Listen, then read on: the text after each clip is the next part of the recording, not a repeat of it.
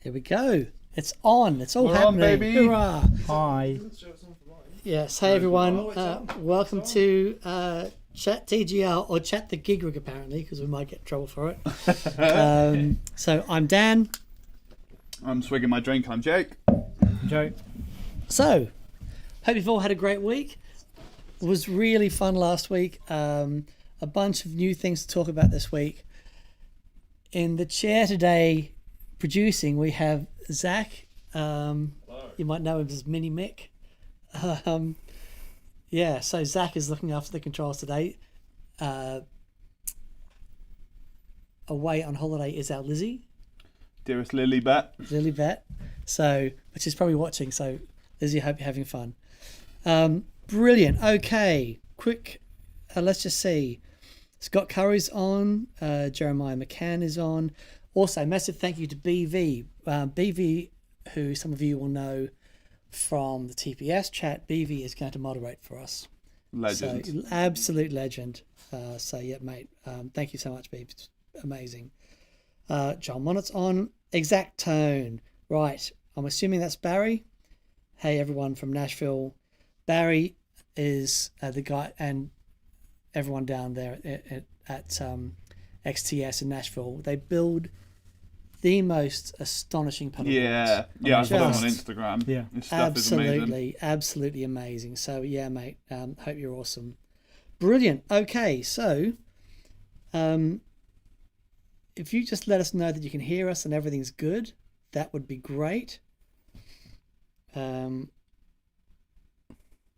Any questions that you've got, just throw them in. First one in from Jeremiah McCann says, last time you mentioned that you don't want to pedal after the ground lift in the humdinger. Can you clarify? If you have the split and you then isolate one side and then after that you have a pedal, I mean, you can do it, but you can... You want the isolation, ideally, to be right before the amplifier. If you want to split, you can just do a normal active split or whatever that doesn't have to be isolated. But I have done that before, where I've split it. I've had a pedal after the split.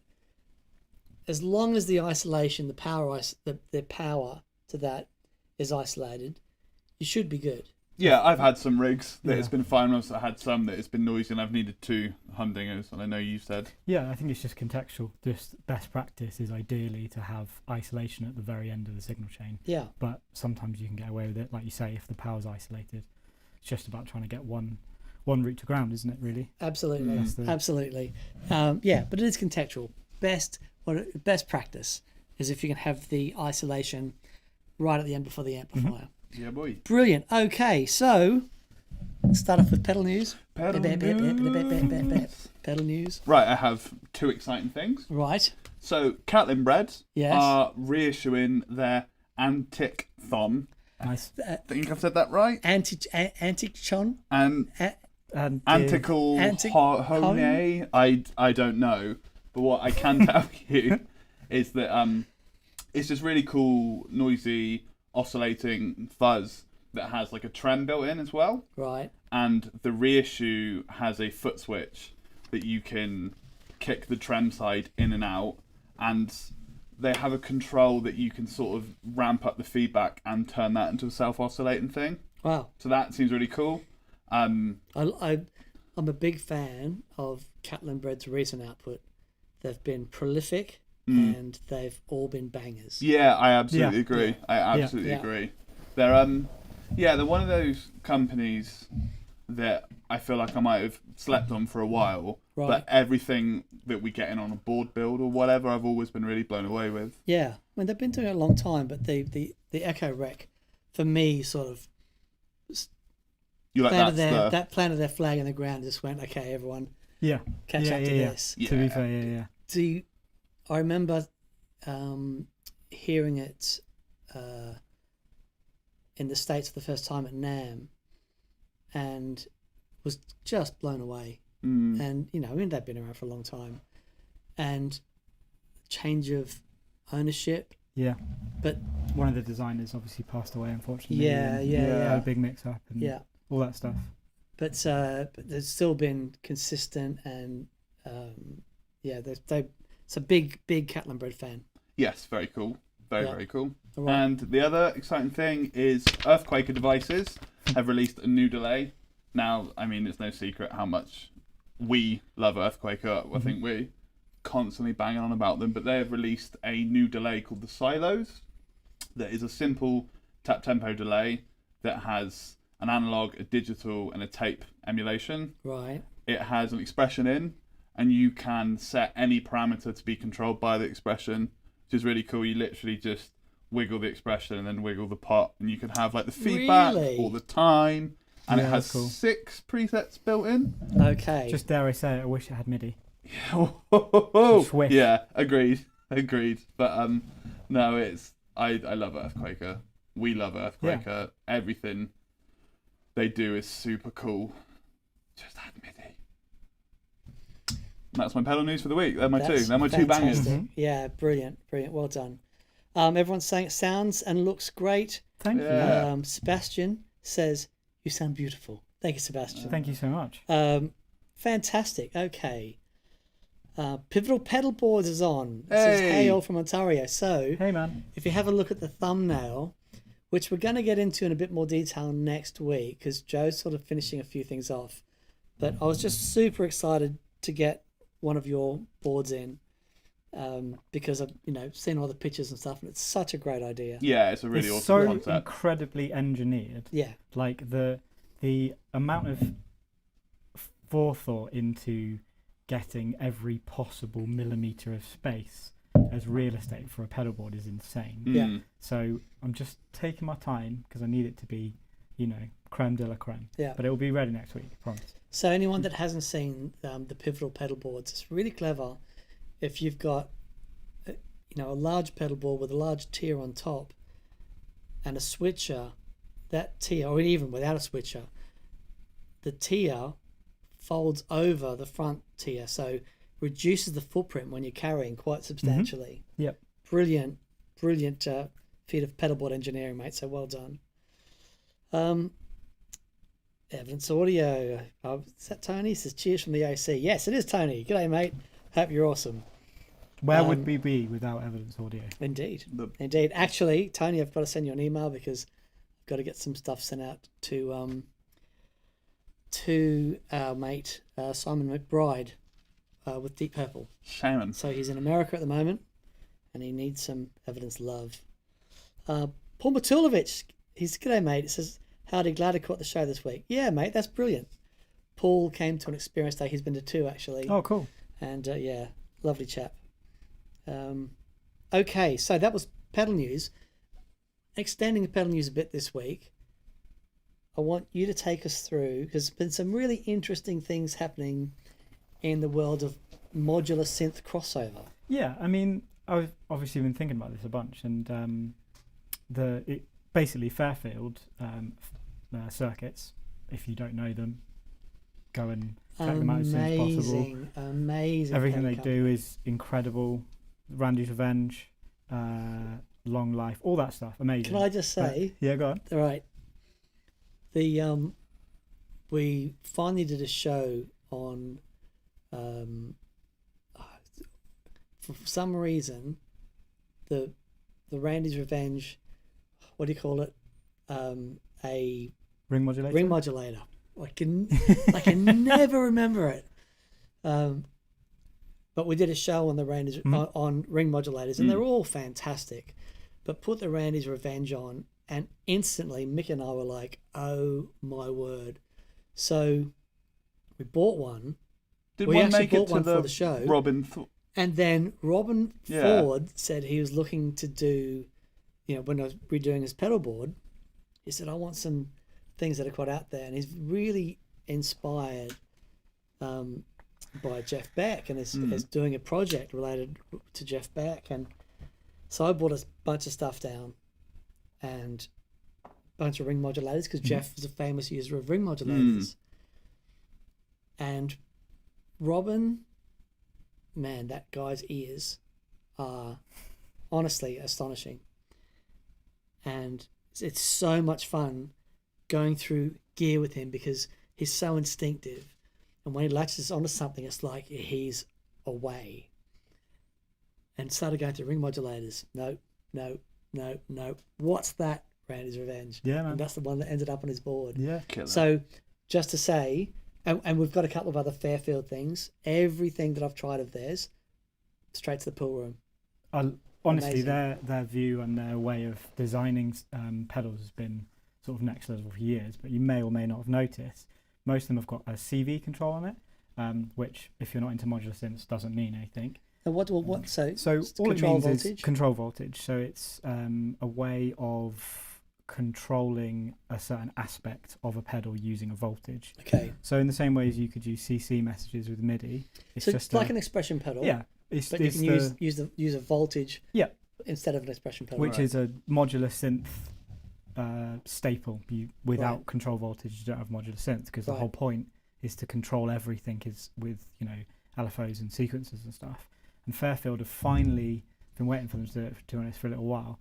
They finally released their utilities range, which is a CV envelope follower and trigger, lovely. So you can how hard you play will affect how much CV. voltage. So that can then control something. Fantastic. And they've got a few malts and a few other like interesting things. I think we've got a picture of it. Which is just really interesting because there's been last few years there's been this real crossover between modular synth and pedals that's really interesting. I mean, if you think about it, Love Tone were doing it first in the 90s. Yeah. Like with the meatball and all of that stuff. Yeah, hats off to Dan Coggins. Shout out man. Dan Coggins. Salute, good sir. So many years above, like ahead of the game. But in the last few years, you've had pedal manufacturers moving into the modular world. So you've got the Afterneath by Earthquaker, which is a port essentially of the reverb, the Afterneath reverb, into a Eurorack. That's really cool. So all the controls are CV controllable, but it's essentially a pedal but in a Eurorack formula, which is really cool. And they've also done a oscillator recently, which is this whole own design thing, which is cool. Which is just this sort of, I feel like for the longest time we've kind of had this like boys and girls at a disco, where we're all in the same room. This would be good. We're all in the same room, and we're stood on either side of the room, and no one wants to get across like the room. pedal guys and modular and the synth guys, yeah, they kind of they stand back from each other. It's a funny bit. you say that because, like you at NAMM, you guys haven't been to NAMM yet, have you? No. Okay. You've never taken? No, I haven't taken you. Yeah. Well, the thing is, I only ever go to we only ever displayed at NAMM once because it was more of an ego thing than anything. I wanted to say that we were at NAMM because I'd never been. I was so excited. Was that one. G2 little board that you did? No, that was Pro 14. Oh, really? That was back in the day. Back in the day, and that was the show because I'm massive Andy Timmons fan, and that was the show where I'm there and I'm going, oh, it's Andy Timmons, and he just walks straight past me and go, oh, it's Andy, and then now it's one of my closest friends. But yeah, weird man, weird how that isn't happened, isn't it? Yeah, years later at a NAMM, I've had like really great nights out with. I go to NAMM now just to see artists and hang out and see what's going on. But there's no real, because we sell everything direct. Yeah. So where we're sat now, just over there is our shipping department, and everything gets shipped direct from here to all over the world, including to America, and we ship it direct to customers faster than, easily on a par with most American retailers get to their customers. We've got really good shipping from here. So because what we do is so niche, and Jake and Joe do the vast majority of the customer support, and we find that our customers, being into this stuff is a lot to have in common with someone. I say that quite a lot, but when you're really getting into this stuff, there's a lot to understand. And what we found was generally with when we used to have, there was one stage we had like 90 retailers, and they didn't really understand, the depths of the product. Yeah. They understood the concept, which is why we brought everything back in-house, because we're just doing so much customer support. I do feel like we are a few tiers down on the effects pedal iceberg, if you get me. Like, just the pure fact of what GigRig isn't necessarily like a top layer thing. You have to learn a little bit of, you have to be a bit of a nerd. Oh, yeah. You know what I mean? So as a retailer, you don't walk in and go, okay, what's an effects pedal, or what's that thing? Yeah. Yeah, for sure. Yeah, definitely. And there are, obviously we do have some retailers, shout out to Frank at Lupus Paradise in Germany, who, he has been a champion of ours for so long. But generally our retailers are in areas that we can't easily service, or there's a language barrier. Yeah. Right. I was going somewhere. With NAM. With NAM. Okay. Dan's going to take us one time. Yes. I'm going to you guys out. Is that what we're going to? Yeah, I think that's where we were. That was. I mean, we were talking about modular synths and pedals. Yes, no, and that's right. Oh, yeah. Sorry. Yeah. But, and so they have this, the legendary Hall E at NAM, which is where all the boutique builders and everyone gets together. It's fantastic. But then there's a little thing off to the side, which is the modular rack stuff. And you go in there and it is like you go to a different country. Yeah. It is full of people who are really into it. And I think for guitar players who maybe struggle to comprehend, it does look confusing if you don't know what it is. Yeah, sure. Maybe we'll do a breakdown on totally. one show. But you go in there and it's like, seriously, that hall is like you see pictures of Pete Townshend's original synth, which is just towers of stuff, and you walk in there, it's like that, and you go, and there's cables hanging out everywhere, and some guys, turning a knob and just going, oh yeah, and it's like, whoa, you know what I mean? It's probably a filter suite. But it's really cool. Yeah, I mean, I get that. I mean, and from my point of view, if anyone that knows me knows that I'm obsessed with the Empress Zoya. I feel like it completely changed how pedals worked for me. Yeah. And that for me was a total gateway into modular synths, because it feels like they ported the whole ecosystem of a modular synth into an open source pedal. Yeah. So that for me was the juncture between the gateway between modular synths and guitar effects pedals, which I totally get, because that's a whole nother layer on. There's all of these things you need to understand that are, like VCFs and VCAs and sequencers and all that stuff that does feel a little bit like you need to read an encyclopedia and get a degree. Yeah, the Zoya, shout out to Steve and the guys at Empress. I'm such a fan of what they do. And the Zoya is like, they've said, let's just give the people everything. And you can create, it's like a Meccano. Meccano set of a pedal effects pedal. Yeah. Absolute genius. Like my favourite effects pedal of the last decade, easily. So if you have a look on the TheGigRig, some of the previous videos where we go through these guys' rigs, and these guys are, they're young and hip, and they've got these sort of hybrid analog digital rigs, and we go through Joe's Zoya setup, and what you're able to do with the MIDI and G3 and Zoya is mind-blowing. And even that to me feels like, I'm a mere Padawan to some of the stuff I've seen people manage to create within the Zoya verse, I guess. Yeah. But yeah, I'm just excited to see where that goes. I mean, there's one more pedal actually to look at in that range, which is the Fuzz Factory. The Fuzz Factory by ZVEX. Check this out. This is amazing. Yeah, when did this happen? This is a little while ago, a few years ago, that they did it.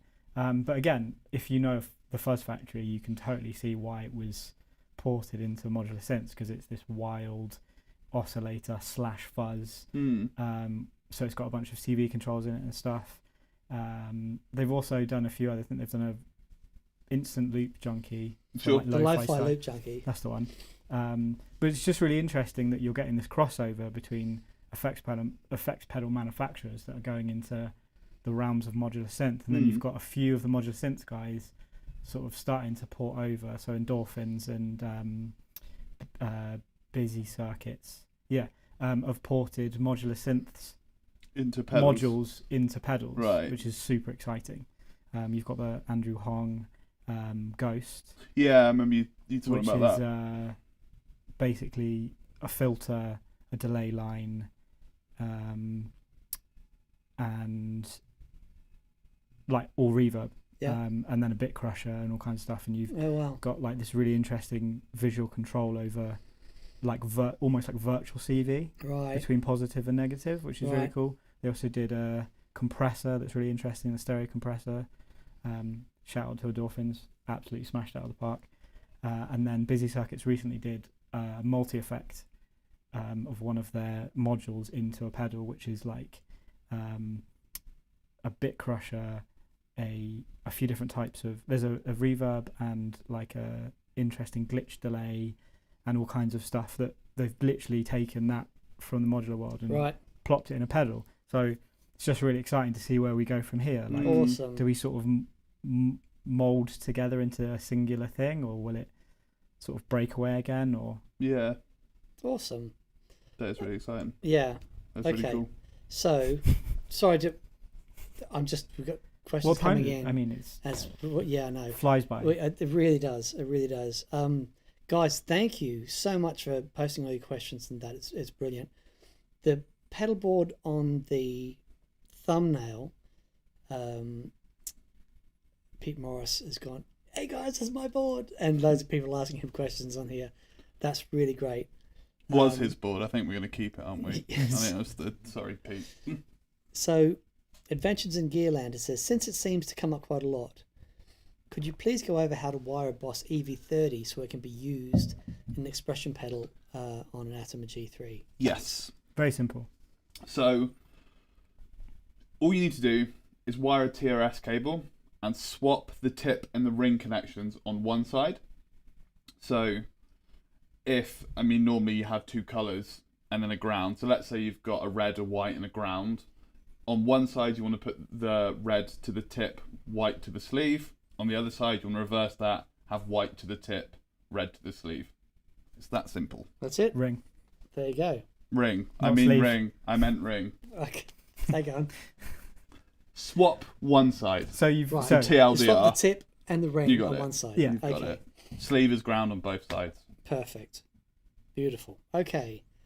So Sebastian Schlapp Schlappy. said, "Hey, lovely guys. I wanted to dig in deep this afternoon. The whole new Parallel 4x feature stuff. I'll see you later. Lots of love from Luxembourg." Oh, cheers, mate. We've had quite a number of questions about that, but I'm going to get into that in a little bit. First thing I want to do, just make sure there's, great. There's loads. I just want to quickly do this. A couple of months ago, maybe 3 months ago now, probably longer than that. My brain doesn't work. I received a message from John Gosnell, who is the tech for Steve Lukather. Oh, yeah. And we're talking about, basically he was saying that Steve uses these Bogner amps, and anyone that knows Steve Lukather, I've been a huge fan of his, and obviously his stuff in Toto, but I love all the session stuff that he's done. My favourite solo of his is Running with the Night, Lionel Richie, the outro. Yeah, dude. One take, and he just walks and rips that out. It's like, how do you get that good? And I did an interview many years ago with one of the guys who was, they call him the originator of the wah. His name will come to me in a second. Anyway, he was in the studio once with Steve. He said it was amazing. He said, because this guy's a really great guitar player, and they're doing a rock tune, and he said, "Oh, Steve, could you play Autumn Leaves for us?" And Steve's like, "Yeah, what key do you want it in?" And just rips it out, and then it's all these tunes, you could name it, you start throwing it at him. Steve's just, man. He is so on it. And when you see guys like that, and Uncle Larry, the guys of this caliber, it is a whole other level. Well, it's the whole thing with Toto, isn't it? Like they're all session guys. All so astonishing. When you dig into that stuff, it's just unbelievable. Yeah.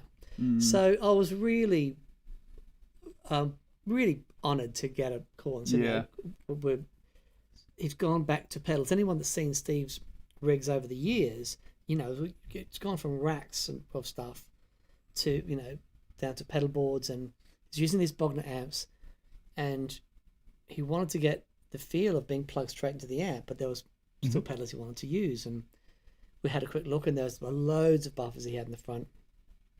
So we put a Quartermaster, started with a Quartermaster 6, which is like, that's it solved that problem. But then they got rid of a couple of things they wanted.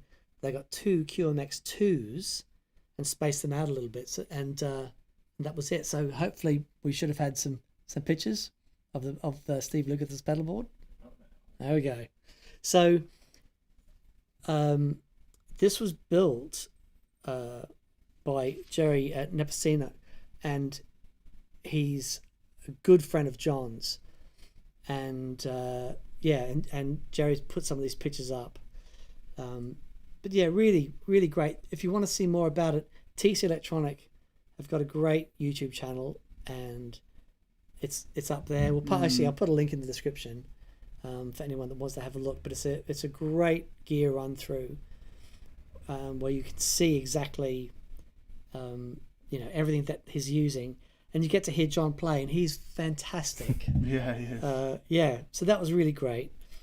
The last bit of news I wanted to put up as well, Paul Gilbert, the wonderful Paul Gilbert, has had a bunch of guitars stolen in Frankfurt. So that's number 15. Well done. So I just wanted to post this up. I've had a guitar stolen before, and it was a 1964 Strat that was stolen, and I still sometimes wake up thinking about that guitar. Oh man! So it is just the worst thing. And these guitars mean a lot to Paul. Totally. These are really important to him. So anyway, just wanted to post that up, and if anyone has any information, make sure you get in touch with the people. With the people. Right. So I'm going to answer a couple of questions on this parallel thing. Okay, cool. Everyone buckle up. Right. So when we did our first switches, and everything was in series, and the Pro 14 had 2 stereo loops at the end, but basically everything was just straight in a line. When you do a normal pedal board, you think of it in series, which is one pedal after another. So if we go to that one now, so this is a series signal path, and you can see the pedals are just one after the other. In G3, we thought, well, what I really want to be able to do is some really clever parallel stuff. So in G3, as it stands, you can do things like this, which is split the signal and then send different effects into different amplifiers, which is great. It means that you can do wet, dry, wet without needing an extra humdinger, all that sort of stuff. But because we have a couple of really great mixes in G3, what we realized we could do was something like this. So this is the signal path. It's split, we have 4 stereo effects in parallel, as well as 2 separate dry signals from the split going to either amplifier. Now, you might look at that and go, that is outrageous, which it is. But what that means is you can have stereo effects layered in parallel that don't talk to each other. Yeah, they're not being fed. Like delay and reverb makes the most sense. Right. So let's have a look at a real world situation where you could use this. This is a wet, dry, wet setup. So you can see I've got a humdinger because we've got 3 amplifiers here. I need a third output. I'm using the humdinger at the split point. That is going to the dry amp in the center. On the outside 2 amplifiers, I've got the 2 stereo effects where I've got a kill dry on the delay and reverb. So the center amplifier is the only amp that's getting the direct tone, and the outside 2 are getting a parallel reverb and delay. And the easiest way to explain that is, if you think of delay and reverb in series, when I hit a note and it goes into the delay,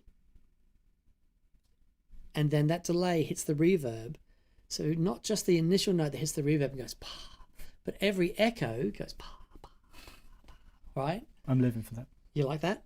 It's so good. So then what that means is you can have your reverb that you just get the space around that note with the echo sitting on top that is not affected at all by the reverb.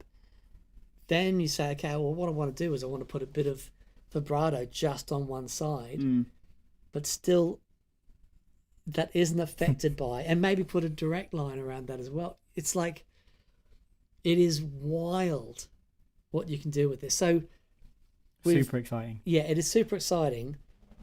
We can only apologize that it's taken this long to get it out, but it's going to be worth it. Yeah, totally. We've got the latest software update through to us, which this very well could be it. So in a week, we could have the next software update out, which will include all this, as well as all the other stuff that we've been talking about. So, yeah, there we go. That's the parallel stuff. Parallel. So you can have your pa without your pa. Exactly. With vibrato. Exactly. Colin Diamond says, is that how Brian May sets his amps up? Yeah, so he'll have his center Vox and delays going to the outside too. So from memory, he definitely used to do this. I don't know if he still does this, but there were 6 Voxes on stage. Yeah.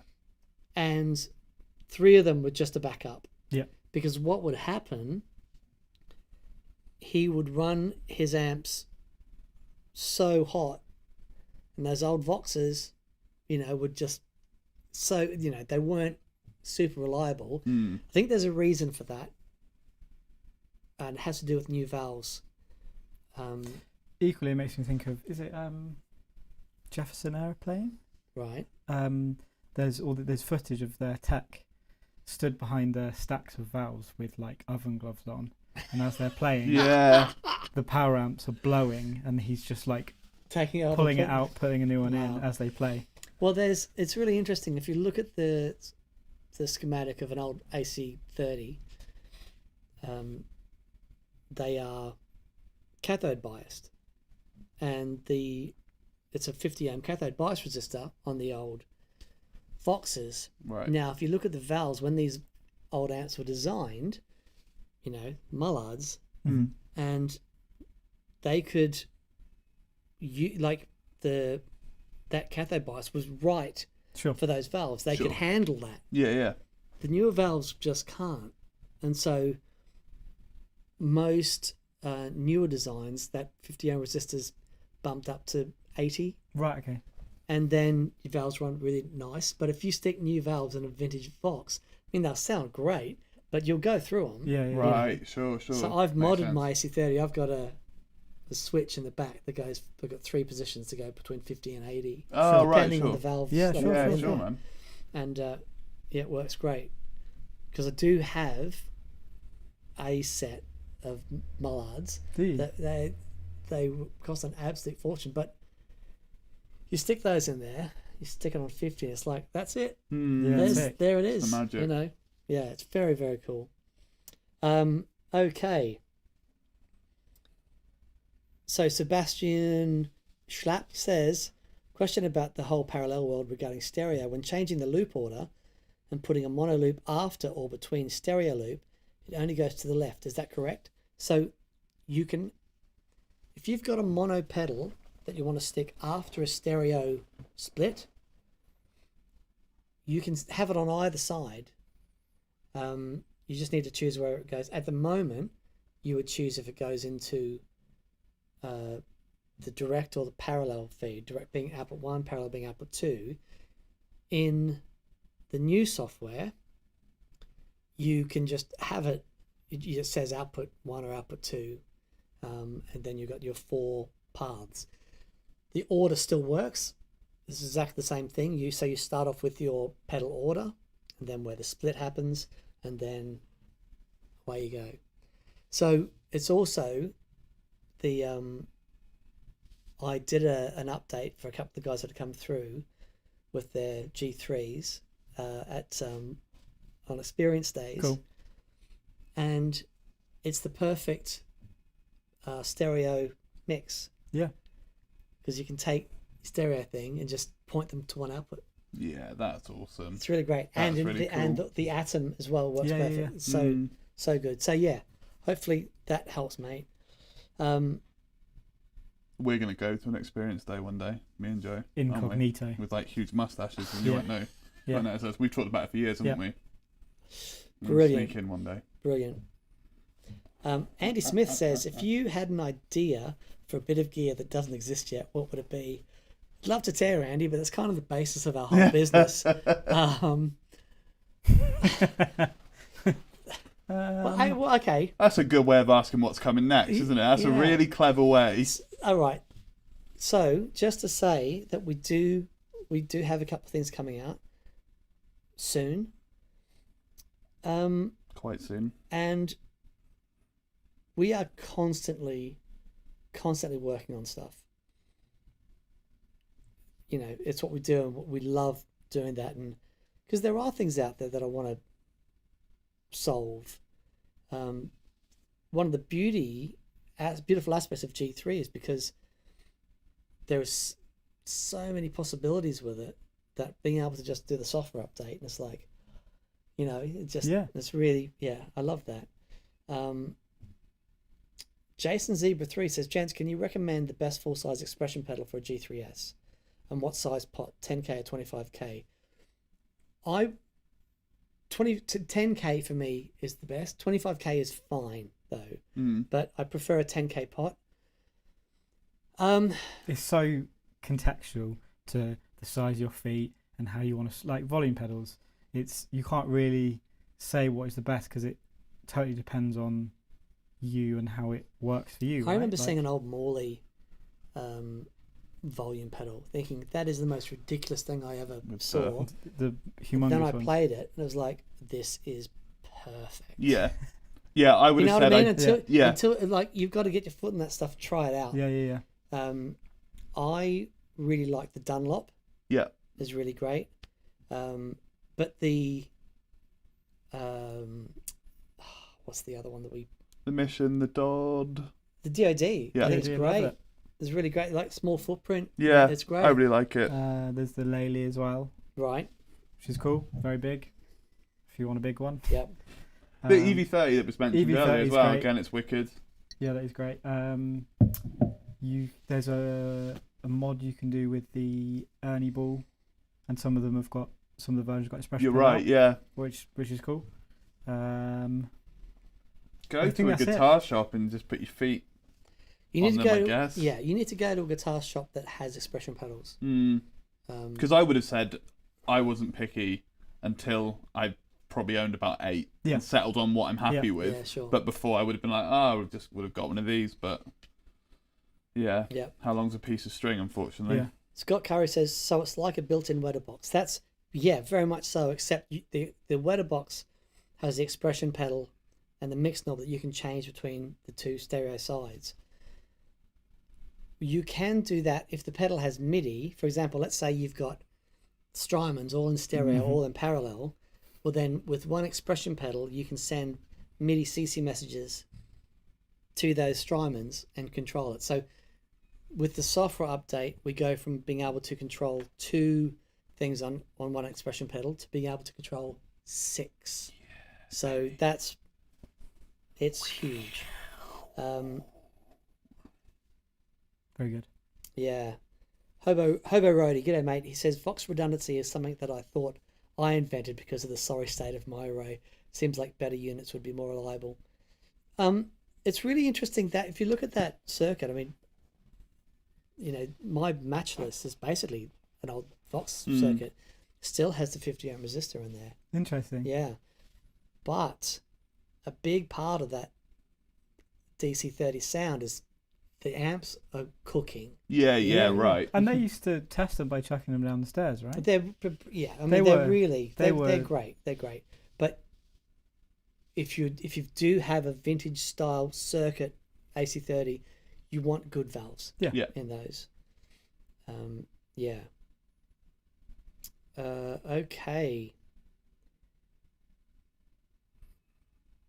Let's see. Rigsin Dorjay says, hi guys, Charlie here. Great to see you all. Did the bug fix for parking TRS stereo signal from one G3 to another? Was that included in the beta? So, yeah, you've got. You can now split the signal. The input on the Ataman G3 is TRS, and with the new software, you can go from stereo out into the next G3, and in the parallel section it says split before the loops, which splits it at the input. So split before loop or at the input? Before input. Before input. Split before input, and that's that. Yeah, I use that for plugging an acoustic guitar in for function stuff. If I'm going between electric and acoustic, I have the TRS input and I have that split, and then one out. So my acoustic side goes out to a DI, and then my electric side goes out to my amp. Nice, that's lovely. Paul Matulovic, Del Kasha. Yes, mate, thank you so much. It was Del Kasha who was called the originator. Right. I'm not saying okay. inventor Del of the Vox, Kasha. but Del Kasha. So I did my first interview I'd ever done was with Del Kasha and Roger Mayer together. No pressure then. And it was wow. It was all I did was we ended up at a little cafe, sat down there, and then I said, "Hey guys," and that was it. They just went. That is fully trial by fire. They were right. They're both pioneers, and they were just vibing. It was just, and I recorded it and got as much as I could, but it was fascinating. Roger Mayer, man, what that guy has done is incredible. Yeah, he really, man, he really knows his stuff. A big fan of that guy. Yes, but spending the day with Del was just wonderful, and he gave me his CD. Yeah, it's brilliant. Okay. Glenn Michael Thompson says, tuning in late. Cheers from Montreal. G'day, mate. Thanks so much for joining us. Okay, let's see. Andy Guitare says, if I have questions about signal routing of a complex guitar rig I'm planning on releasing, can I drop you an email in order to see if some GigRig device can do the trick for me? Absolutely, mate. Absolutely. Send it in. Anything you need, support at thegigrig.com, and one of these two gents will get you sorted, and I'll be making coffee in the background. Decaf only. Not where me and Joe are concerned. Death before decaf. So DMK75 says, how about a 1 or 2 in and 4 out switchable signal splitter? 2 in, 4 out. A 1, a 2, a 4 in. A 1 or 2 input, 4 output. we may or may not have been working on that exact thing. Just getting greedy at this point. You don't need all that.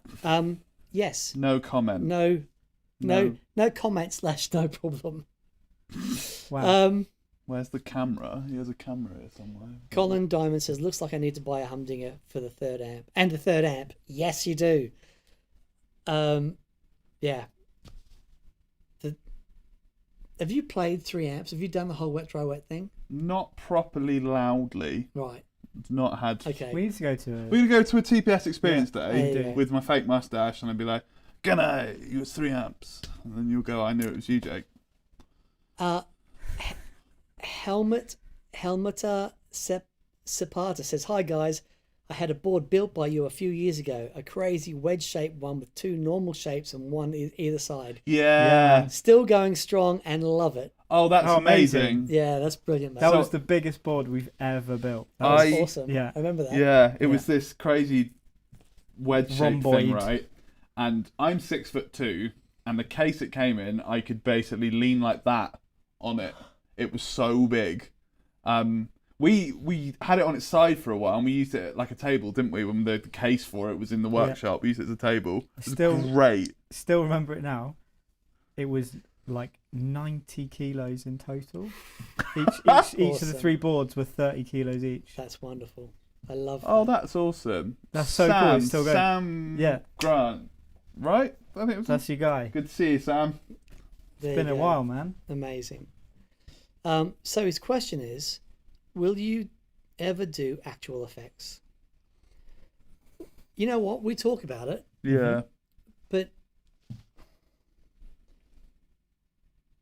here's my position on it, and it has always been my position. I got into this because I love effects so much. Mm-hmm. And that fuzz there from that one there. Pass me that. All right. This is an OTB custom fuzz made by a very dear friend of mine, Alan Barry, who's one of the most amazing guitar players you'll ever see. He plays for the Chicks and a bunch of stuff. Also plays for Tal Wilkenfeld. Oh, cool. Right. Yeah, he's her guitar player. And brilliant guy. And he made this fuzz, and it's outrageous, right?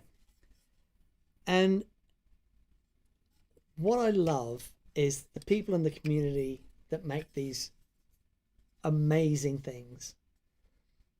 My passion is being able to take all these amazing things and help people get the most out of them. Let's say along the line. I couldn't make a fuzz that sounded better than this.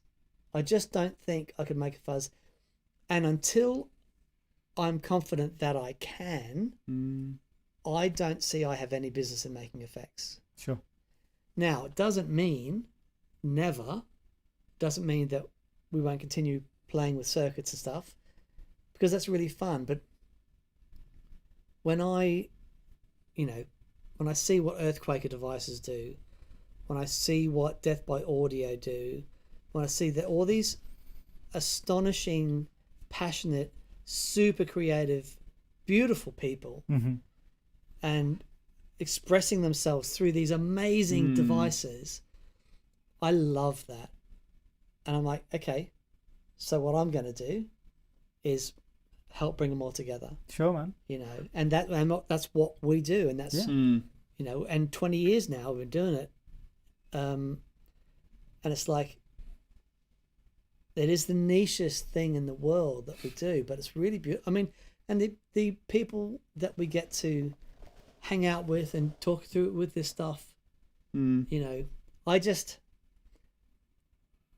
so long way to say, never say never, but it's not on the cards anytime soon. Yeah, side note being, whenever anyone asks us what we do for a job, it is the most long-winded conversation possible.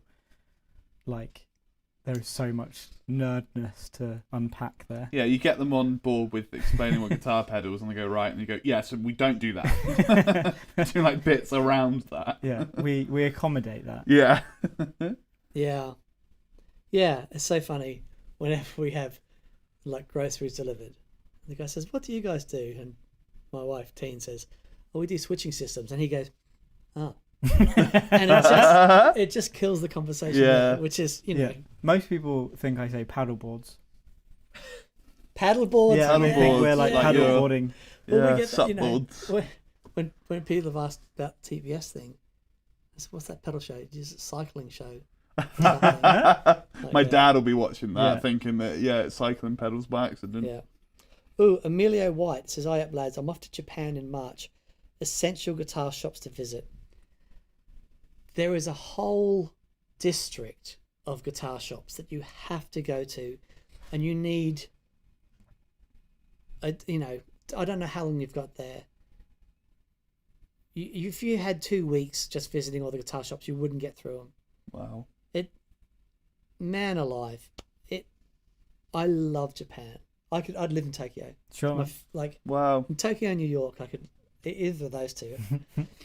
But I did a video because I went to Japan, 5 years ago now, and was there as a guest of Boss. And I did a video of being in Japan, and there's some, you know, shots of the amazing guitar stores. But there is a chain in Japan called Hard Off. Nice. Right?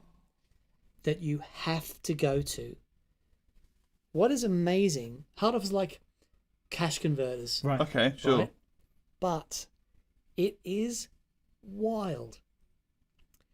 I think the details of the Hard Off that I went to is in the video, but I'll find out.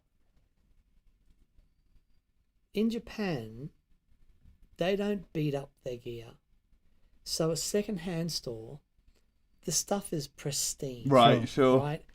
And you're finding like new fuzz faces, and found a brand new looking gonculator. Wow. And you know, it was amazing. And then they had the old Japanese hi-fi systems with the old mono blocks, and I had the most unbelievable audio experience of my life. Really? We were there with Rabia. Sure. And Rabia comes around the corner and goes, "You guys have to hear this." Sat us down at these old, I think they were JVC vintage hi-fi speakers, and with all the stuff going through it. And it was a jazz guitar player and a singer, and they weren't coming through the speakers. Like, he was just a ghost in the room, and she was stood next to him, but she was singing there, and you could hear him picking the strings there, and his fingers over here. I mean, they were in the room. That's insane. Wow. It was, and it was like £20,000 each per speaker. Man. But so have a look at Hard Off. Find that district though with all those guitar stores in. When you walk into a guitar store in Japan, they've all got their like white aprons on, they've all got tuning forks on, and if you want to look at a guitar, they'll make sure it's tuned and everything for you, and they really care. And it was like, oh wow. And That's they cool. know it's just, So when we go to so Nome, great.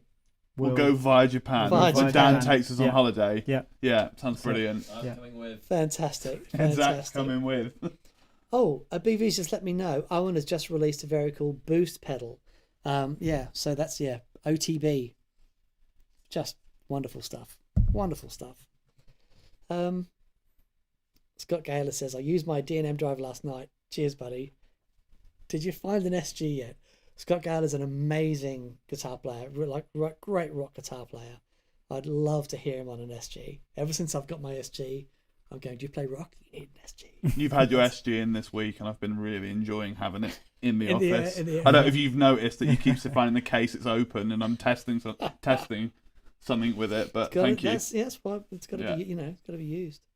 Emilio White says, "Awesome one. I love that vlog of you in Japan. Coming to a TPS day in May, so I can show you what I buy then." Yes, mate. I look forward to it.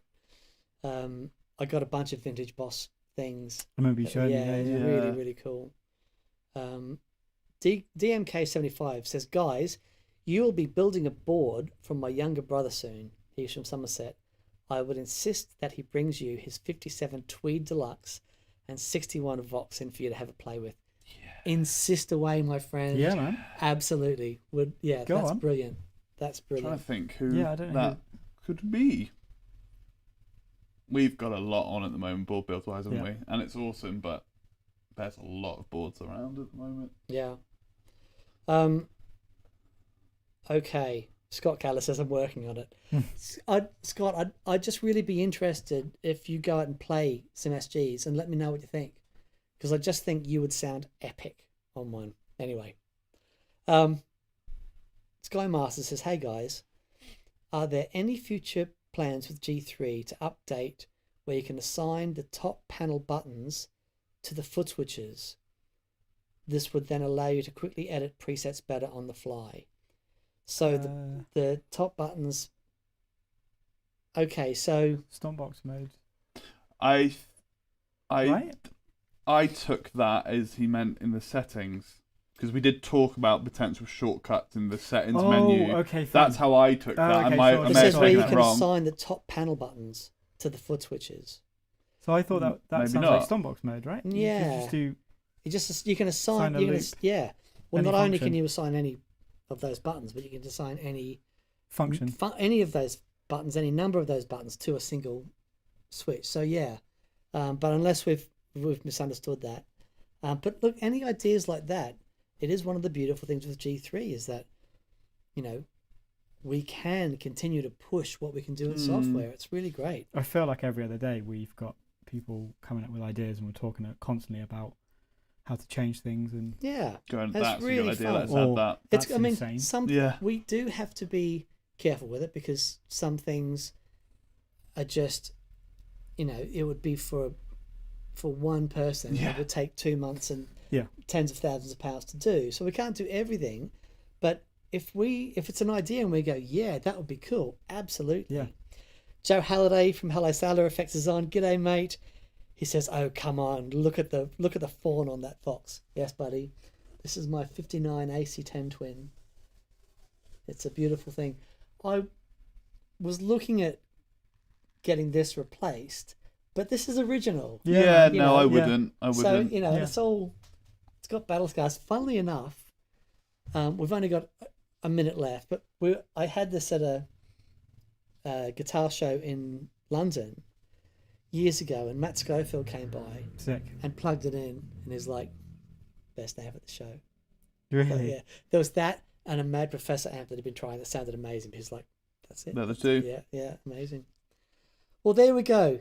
That was super fun. Thank you so much, everyone, for coming past and hanging out, and that's amazing. Oh, BV has given the information on the stores to visit in Japan, so check it out. It's BB is the best. Go on, BV. Amazing. There we go.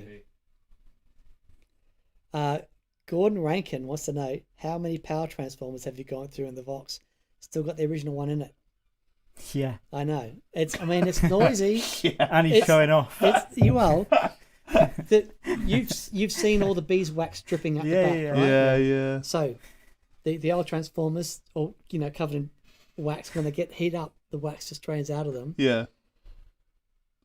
But it's so much a part of the sound of these old Voxes. For and sure. if it's not broken, I mean, I haven't changed filter caps in there because they still work. Sick. So it's like, I will put it together. What we'll do as well, we'll work out a way so we can play a couple of things. Yeah, cool. That'd be cool. But we've got an hour for this show, so and there's generally a lot to get to. Anyway, thank you so much. Thank you, Zach, for helping out today, mate. You've been awesome. Thanks for stopping by. Have a fantastic week. If you have any pedal news as well, let us know. Please, and we'd love to. We are mere mortals. Yeah, for sure. There's so much going on. But any pedal news, let us know. Brilliant. Beautiful. Okay. See you next week. Have a fantastic week, and we'll see you next Monday.